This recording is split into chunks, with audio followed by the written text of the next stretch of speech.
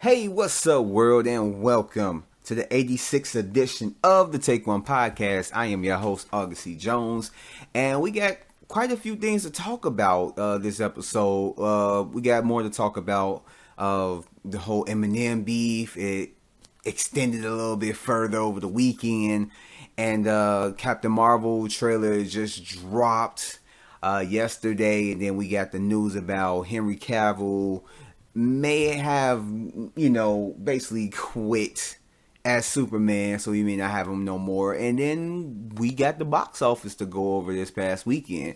So without further ado, let's go ahead and get started. I'm gonna try and make this a short of a episode. I'm gonna try and run past it.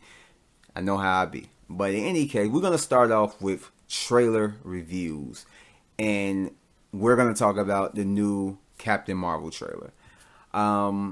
Yeah, this actually looks pretty good. It looks somewhat kind of different. It may still have like a similar feel to the way, the regular MCU films have, but I don't know. It feels different. I guess it's because it is the first female-led Marvel film, or I say MCU film, because we've had Elektra come out, and I think that's about it.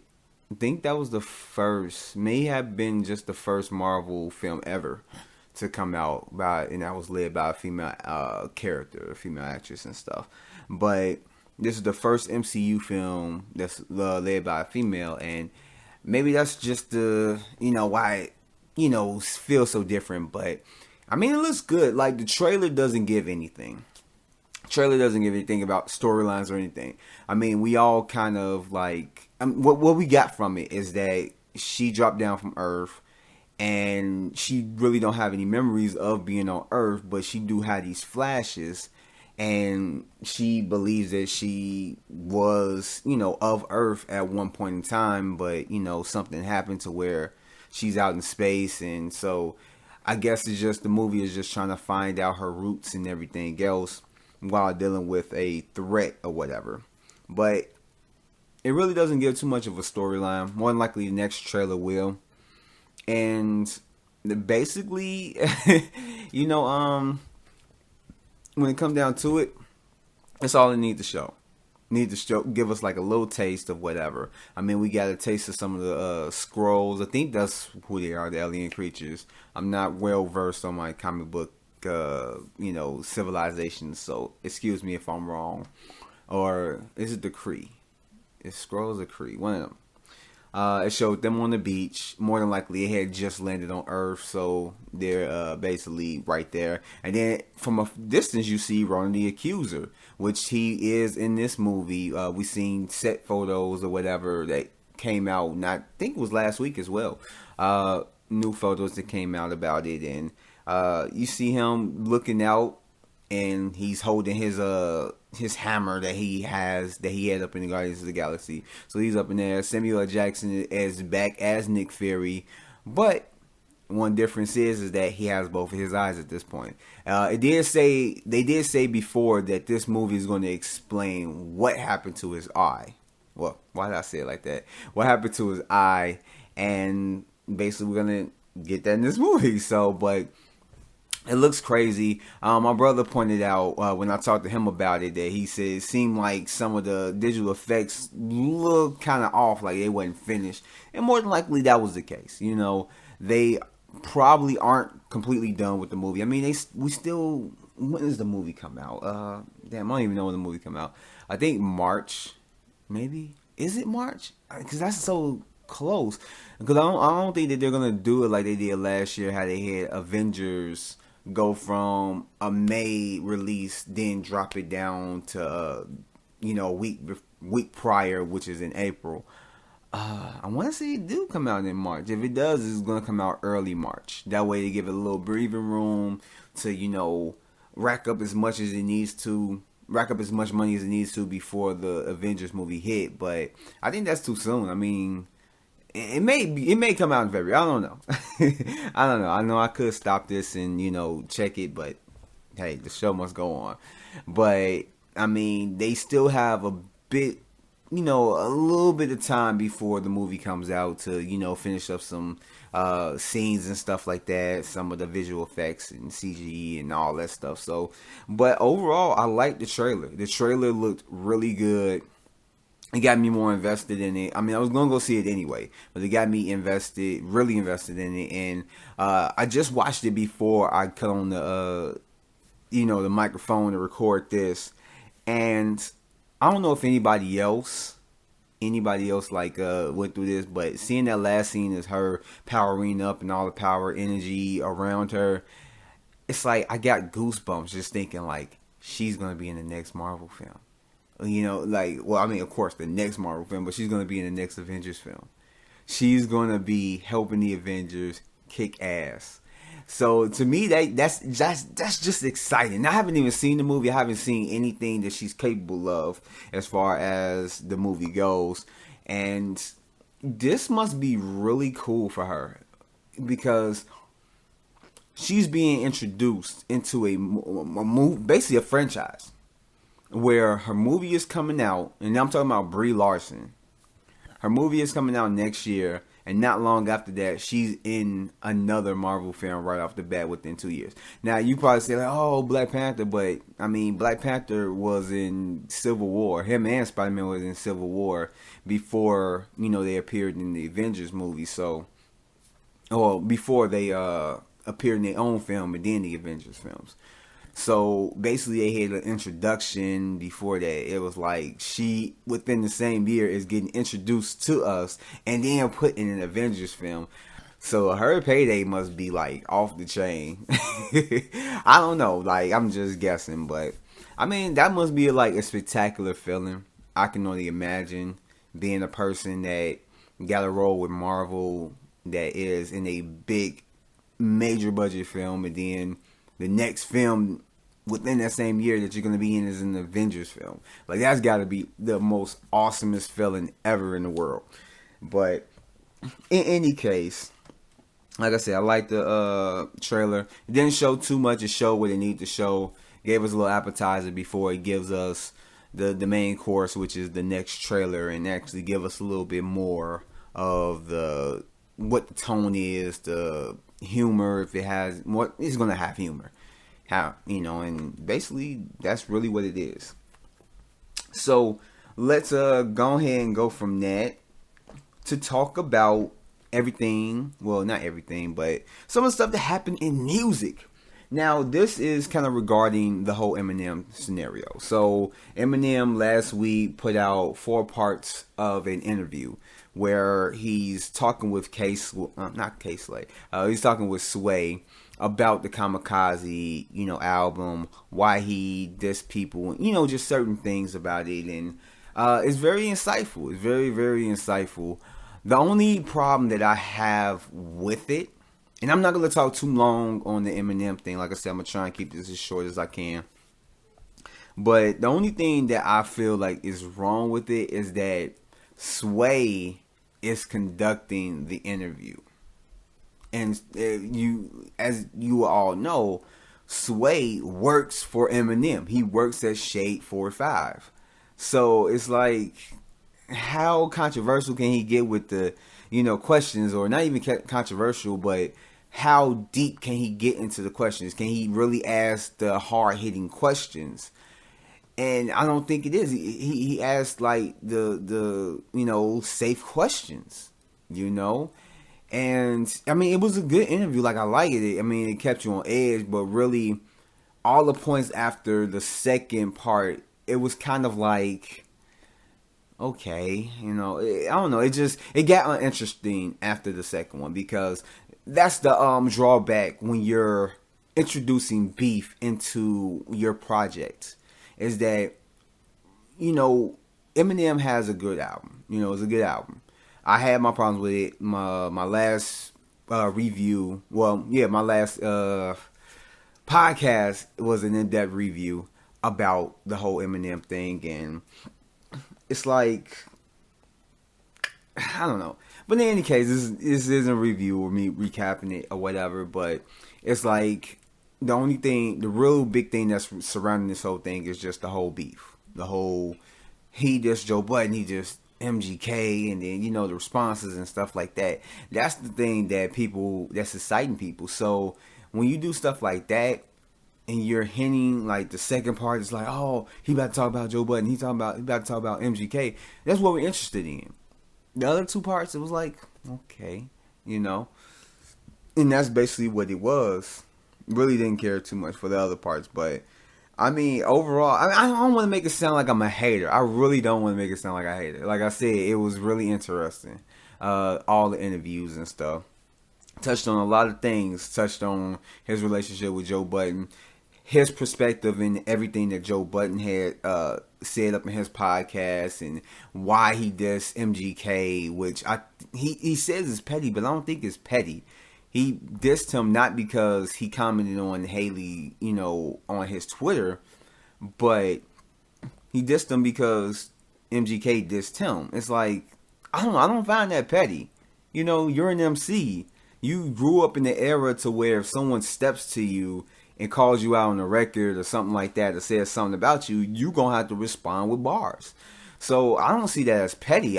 If anything, I say him responding is late about the whole matter is petty, because after a while you should be like, whatever. I mean, it's about 2 years old, and whatever. I'm just not gonna fuck with him.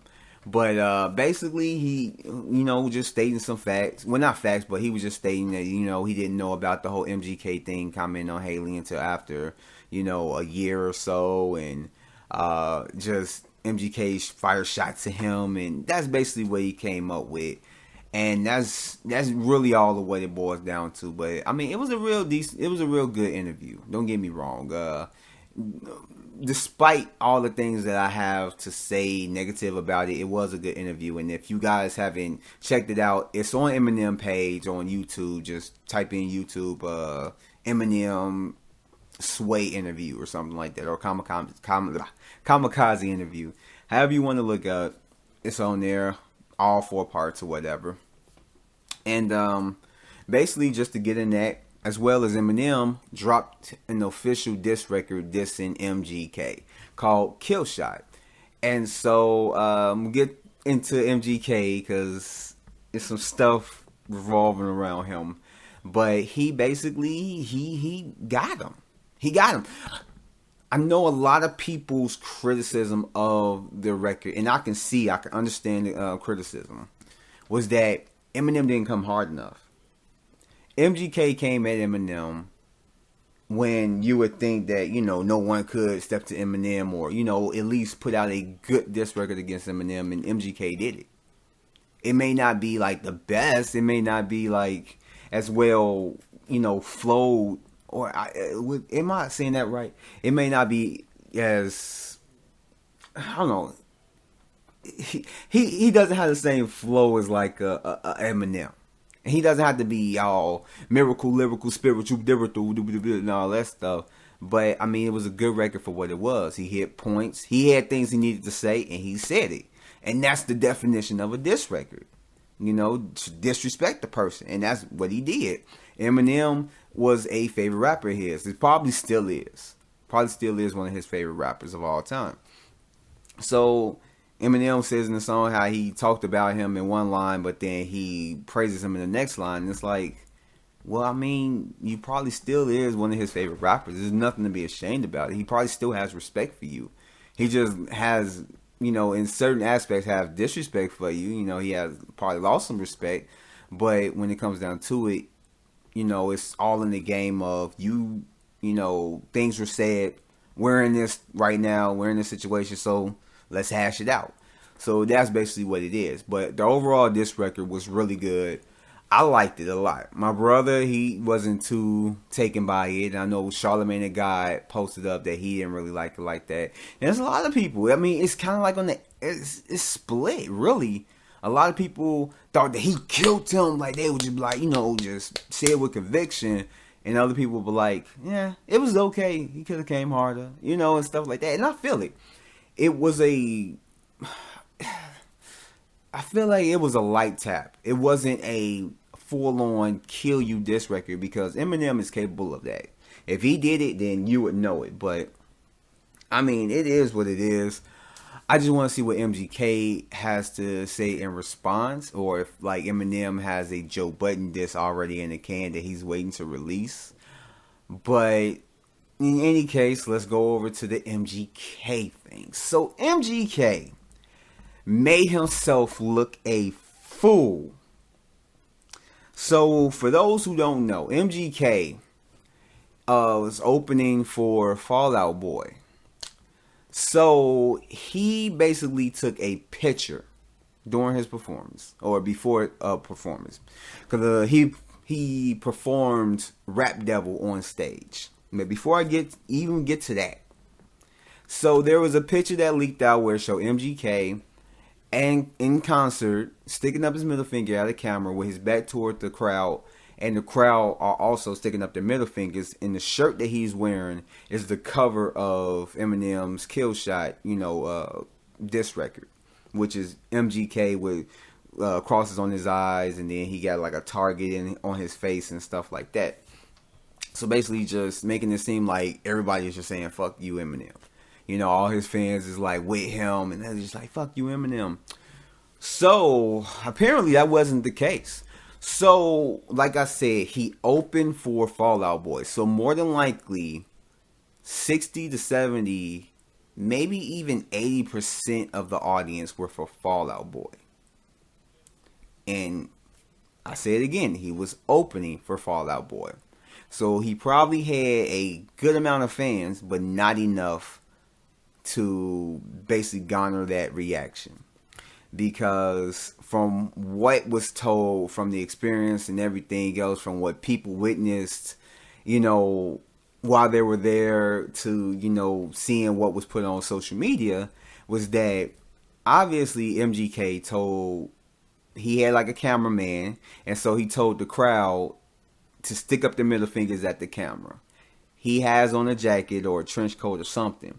Turns around without people even knowing what he was wearing on his shirt. Takes off whatever it was, takes off his jacket, and sticks up his middle finger right there to basically put out the illusion that this whole crowd is with him and saying fuck Eminem, or fuck, the diss record that Eminem did, which that wasn't the case. They didn't know what they were sticking up their middle finger for, so they literally got misled in his little trick. Then to put icing on top of that shit cake that MGK did, he performed Rap Devil. Didn't go over with the crowd because they booed him off stage. My brother proposed to me that he heard a rumor of possibly them, Eminem and MGK, constructing this beef, just for a publicity stunt or something of that nature. And I don't see where any side can benefit from it. I mean, of course, it's going to get, it's going to cause a lot of attention. It's going to get big attention on Eminem's side and MGK side. It's going to make probably MGK a little bit bigger than what he is. He probably got like a lot of followers and subscriptions and, whatever, likes on social media ever since this happened. And got a lot of props from his, diss record.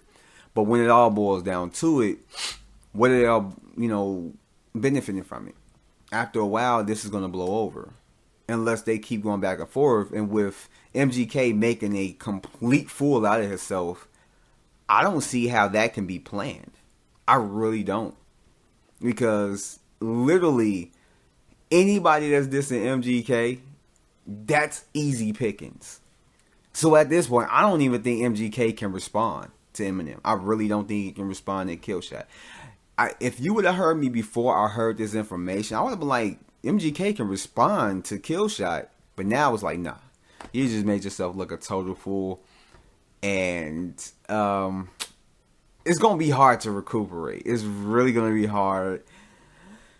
You're going to have to come up with some fire bars. You just going to have to just be able to murder Eminem. It's going to have to be 10 times better than Rap Devil and 20 times better than Killshot.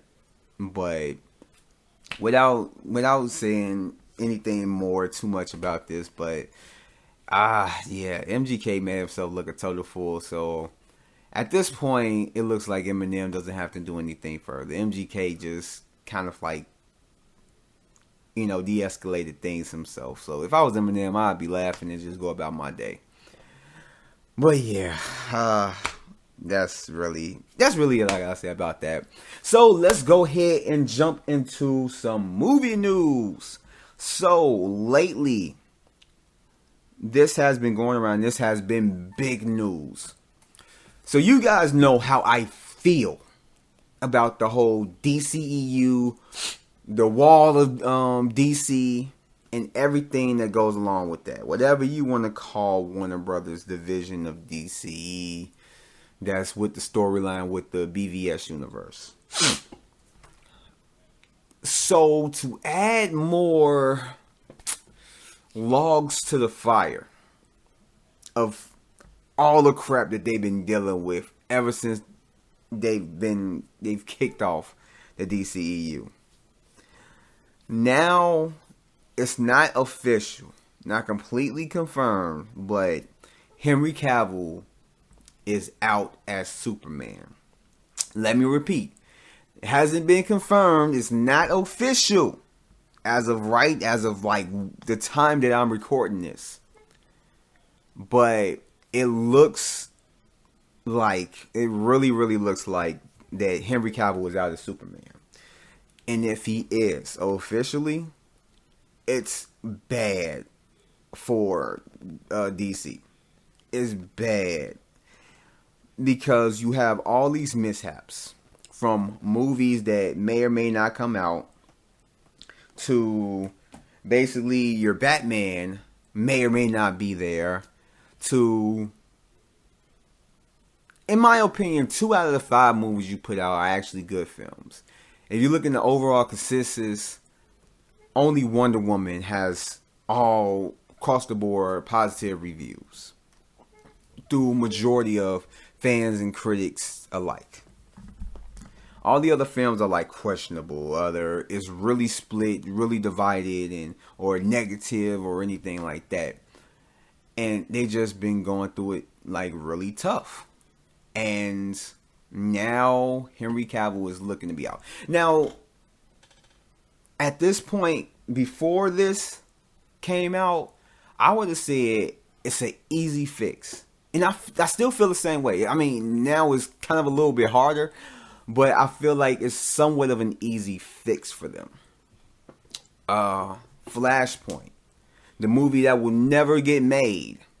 If they so happen to pull a rabbit out of their hat and put the puzzle pieces together and actually get Flashpoint up and going in development, and I mean like literally shooting. You have the directors, the script is written, everything that you're going to need for it is already in play, and you just need to basically just record.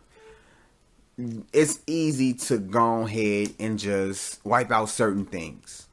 If you do this, you don't need Ben Affleck back as Batman. You don't need Henry Cavill as Superman. Even though I would love for both of them to stay on as their respective characters and actually kind of like change and go a different path. With Flashpoint, you can undo all that. I've said to people to where it's like you can basically go into a alternate timeline, alternate past or whatever, to where, maybe maybe Jor-El and, Superman's mom, I don't know her name. Maybe they have the baby at a different time to where he looks slightly different. Or, maybe Thomas Wayne ends up marrying Martha Wayne, but it's a different Martha. So they still named their son Bruce, but he looks different. And the story still plays out the same. It's just he looks different in the Batman role. Whoever you have as the actor. So there's different ways to play it to where it will basically fit. And then have it to be like, the Flashpoint, storyline on like the Flash TV show. That Yeah, it's the same kind of similar storyline that they will have to be in now, but they can't go back and change stuff, or else they're gonna keep fucking up things. So once they went back and started changing some stuff, that everything's just winning all in a jumble. There's no putting things back to exactly the way it was. So they have to deal with the slight change. I'm keep biting my tongue and keep slipping. They have to deal with the slight changes. And that's basically what it is. So I feel like they would have to do something like that. But the bad thing about it is that as of right now, Henry Cavill and Ben Affleck are both on that edge of stepping out. And Flashpoint may not ever get made. So at this point, it looks like they need to reboot. They need to let just Aquaman hit the thing. Make the numbers it need to make. Shazam make the numbers it make. Wonder Woman 2 make the numbers it make. And just start over. I mean, at this point, that's really all that you can do. Because it's like they're talking about replacing him with Michael B. Jordan. Which I don't have no problem with, like a black guy playing a predominantly white character that's been throughout the comics and stuff. I don't know if there's ever been a black Superman. But I don't have a problem with that. I know a lot of people may have problems with that. I don't have a problem with that. But it just seemed like that's just something like you're just throwing stuff at the wall again. It's that wall of DC. It's there. Just because the wall is there don't mean you have to throw stuff at it. Not everything sticks. Buy some stickers, buy glue. Those will stick. And then it's like, I don't blame Henry Cavill if it's, if he wants to leave. Because they're not doing anything with him. You're really not. He was supposed to be in, Shazam. But from what I've read, it was only supposed to be like a cameo and like an end credit scene. He wasn't going to have a real big major scene. So, the point. The Justice League 2 movie was canceled until further notice. Man of Steel 2 was in development at one point. They was trying to kick it into fast development, and we didn't hear anything else from there, and quietly it was shelved. I mean, and Flashpoint may not even happen, and that may have Superman up, and it may not. We don't know. So it's like they're doing nothing with him. There's nothing. And he can't put his career on hold for Warner Brothers. He has to open up his schedule.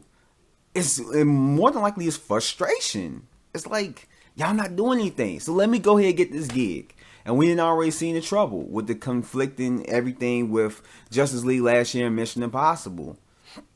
It was like, I'm filming Mission Impossible. Y'all trying to do these reshoots. I can't cut my mustache because I need it for Mission Impossible. So they had to digitally remove it.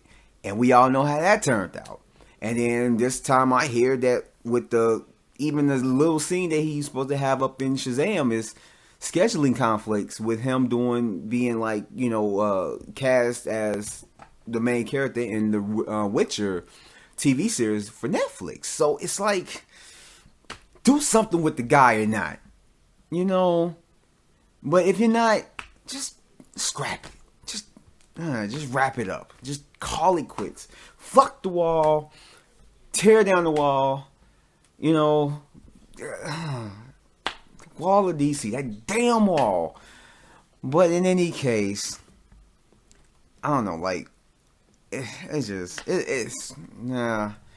don't know. Whatever. But in any case, let's go ahead and move on so we can wrap up this podcast with basically the box office segment.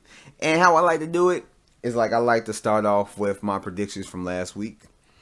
Talking about this past weekend, what I thought was going to be in the top 5. And then talk about what's actually in the top 5. Talk about the movies that are coming this weekend. And then give my predictions for this weekend. So without further ado, let's go ahead and jump into my last week's predictions. So I predicted that The Predator was going to be in number 1. The Nun was going to be in number 2. A Simple A Simple Wish. Wow. A Simple Favor was going to be at number 3. Crazy Rich Asians number 4, and Peppermint number 5. Which I was slightly off, just slightly, because The Predator came in at number 1 over the weekend, doing 24 million, and worldwide 54 million. The Nun took the number 2 spot with 18 million over the weekend, domestically 85 million, and worldwide 228 million. Reverse those numbers, and then you have 822, which is my birthday.